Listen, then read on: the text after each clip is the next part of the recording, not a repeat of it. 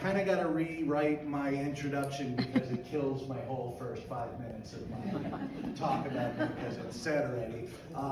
But the truth is, in June of last year, I had the worst day I've ever had in my life. And that was the day I was told I had Alzheimer's. Just 3 days ago, I had the best day I've had in years when I was a member of the Alzheimer's organization, early advocating to our House and Senate people in Washington, D.C., and meeting over 1,200 people, all wearing purple, all the time, who were out there to support research and funding for a cure. It was amazing, and I'll talk a little bit about that as well. What I want to get to, though, and Megan's talk touched on a lot of really important stuff. It took me, I had my mini stroke in 2018. I started complaining about brain fog issues.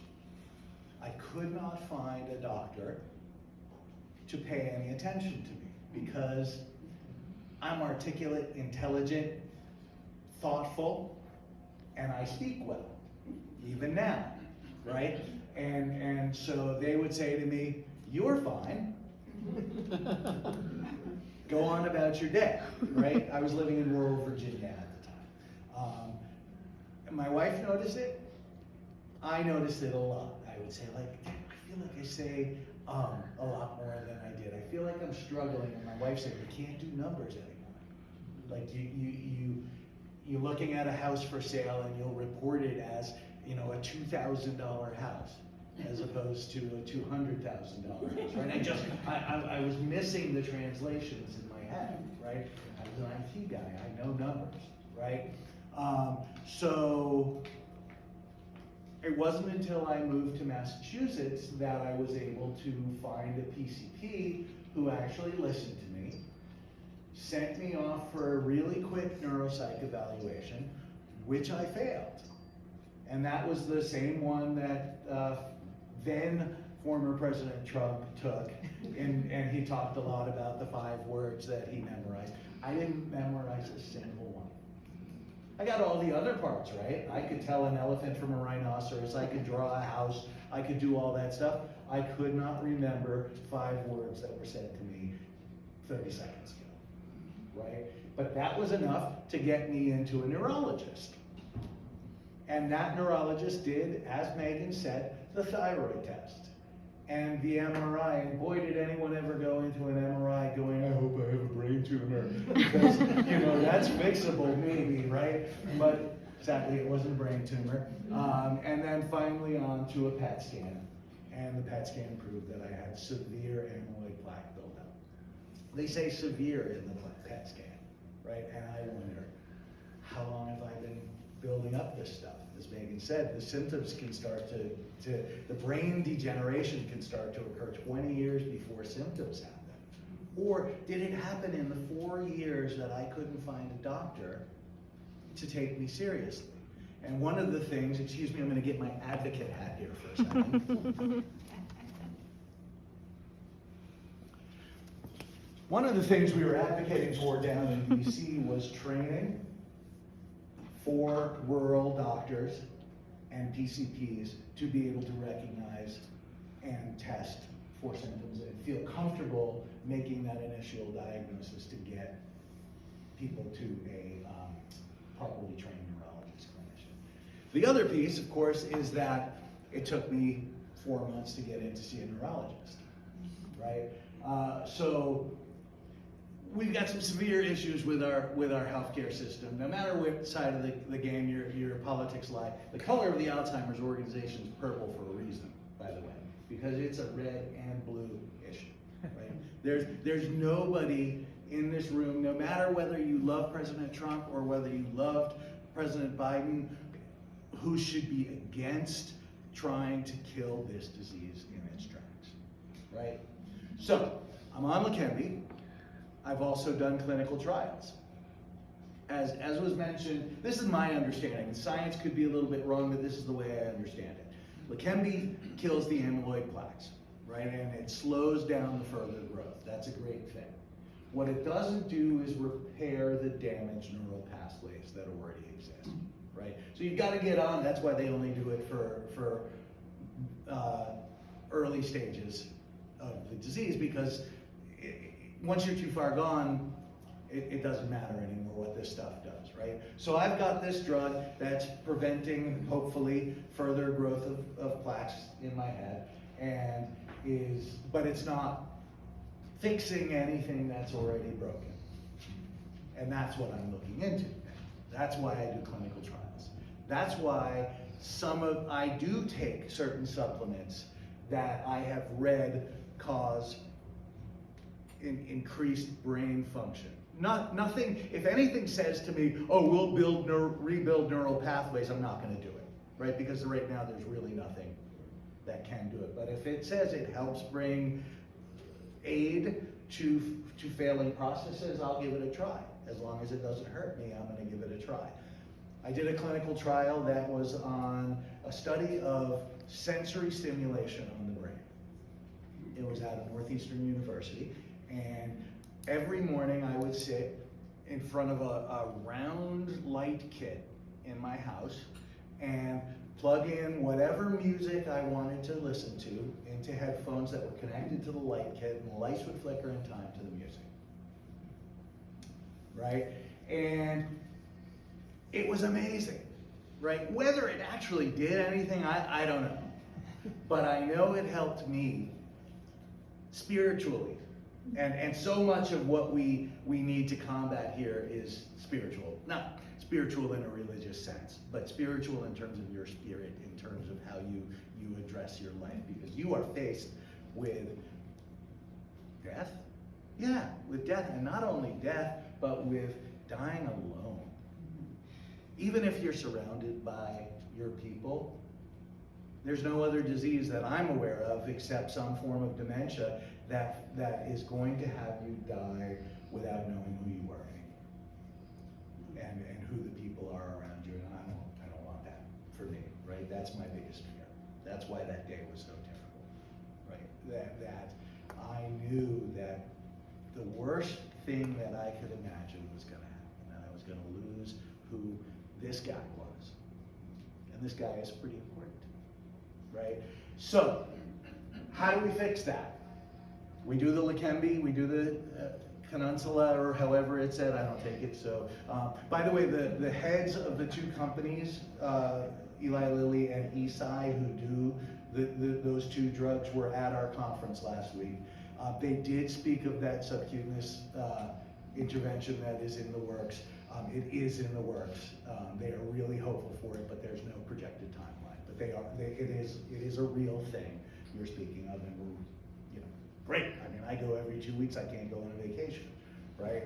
Whenever I want. I have to be every other week at Bay State Hospital in Springfield to get an infusion, which takes 4 hours of my day, and then I go home and take a nap. So I go home and take a nap in the middle of the day anyway, but that's besides the point. So the light therapy worked for me at the end of the clinical trial. I called them up and I said, okay, where can I buy the light kit? Because I want to keep doing this, right? It's a routine that I really, really dug. It may have helped. I think it did. I felt better from doing it, and that's what mattered, right? So they gave it to me, which was so nice, and I still do it almost every day now. There's another device. It's called the Beacon 40. I don't know if I'm allowed to mention brand names. They did an article on me. It's a passive light thing. It blinks at 40 hertz. And there's studies done at MIT and Harvard that talk about the effects of 40 hertz stimulation, light and sound on the brain. I also have a 40 hertz sound on my computer that I can just put on when I'm just screwing around on the computer. It's like that. It's terrible, but why not, right? Clinical trials need to exist. And we need the government to continue to fund clinical trials. We need the government to continue to allow universities to exist. We need the government to allow students from other countries and teachers and doctors from other countries who are all the researchers that I know to come to this country and continue to perform their work so that we can find a cure. Thank you. Because, again, no matter what your color is, blue or red, this is purple issue. I'm not talking about whether I believe in gun control or transgender rights or any of that stuff. We could disagree like crazy on any of that stuff, but we can't disagree on the need to solve a disease that's going to affect so many Americans and so many people worldwide. And so terribly. That's not to say I don't want to see a cure for cancer. I don't want to see a cure for some of the other stuff. My wife has an incurable autoimmune disorder. I'd love to see that cured for her. That would be wonderful. I'm only on the bandwagon for one thing right now, to end Alzheimer's. And so, yes, sir. Could you explain light therapy a little bit more? Sure. So the concept is stimulating the brain through multiple functions will have a positive effect. So part of this clinical trial had me do this light with the light kit on, and again, it's like a donut-shaped light with multicolored flashing lights connected to my phone in this particular case, or my computer with music on it. Whatever I choose to play, you play the music that you enjoy, right? They don't make you sit and listen to stuff you hate. That would be counterintuitive. And the lights flicker, and I do it in a dark room, and for me, it's a best first thing in the morning thing. And I do notice that the days I don't do it, I'm not quite as zippy. So, does that mean it's fixing my brain? I don't know. Does it mean it's helping me? Absolutely, 100%. Yes? But those kits aren't available for They are not. No. The Beacon 40, which is the passive 40 hertz light, and you put that on when you're watching TV. It sits in the corner of your room, and it flashes at 40 hertz, and it's I've seen an article that said it might be seizure inducing. I don't think so. It flashes so fast you can't even notice the flashes, and you don't look directly at it. It's just in the corner. And it's another thing, I put it on when I'm watching TV at night or when I'm eating dinner. It's no skin off of me to do. And if it helps, as there is studies showing that it does, then it's not gonna hurt me to do, right? So just turn the lights off in the room when I'm overreaching my time here, because I'll keep going. So anyway, the struggles to find a good doctor are real. I have a neurologist who got me on Leqembi. I'm forever grateful for that. I don't like the guy. I think that he's done intellectually with what else is going on. So I go to his office when I see him and I say, so what about the effects of this? What about tau therapy? What can I get into on what clinical trials can I get in? And he just doesn't care. So I said, I'm gonna find a new neurologist. And for me, I live in Holyoke, and I had to go into Boston to do that. How long did that take to get a neurologist out of Boston? That was covered by my insurance. 5 months. I found somebody who was great, though, and I love him. And his tagline on his Tufts Healthcare, who's covered things, said, specializes in dementia treatment for musicians, artists, and writers. And guess what I am? Right? So that worked out really well for me. And I was like, that's my guy right there. And I went in to see him, and in all of my meetings with my neurologist in locally, the diagnosing neurologist, I don't think I spent more than 20 minutes in his office once. I spent 2 hours with this guy on my first visit. The patient after me didn't show up, and he just kept me in there. And he has written me case notes, and here are links to clinical trials, and here are the drugs, the things that Megan put up, he sent me as part of his initial treating plan. I mean, this is a guy who cares. There are doctors out there who care and who do their work with gusto.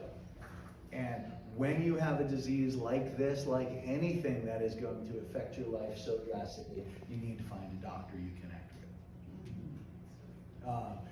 Unfortunately, I'll be right with you. I have to keep my local doctor because he's the only one who can get me my infusions, right? I have 2 neurologists. How bad is that? And the new guy said, just don't talk to him. Go, you only have to see him when you get your MRI. And when you're taking Leqembi, you have a risk of brain bleeds. That is one of the large downsides of the drug. And so they require you to take, I think it's 5 MRIs over the course of your 18-month initial prescription treatment. I've gone through 4 of them. I have no brain bleeds. And so I only have to see my prescriber guy after my last MRI. Otherwise, he just prescribes me my next 3 months of infusions, and I'm good to go. So that's fine. Right? He doesn't even know I'm seeing someone else.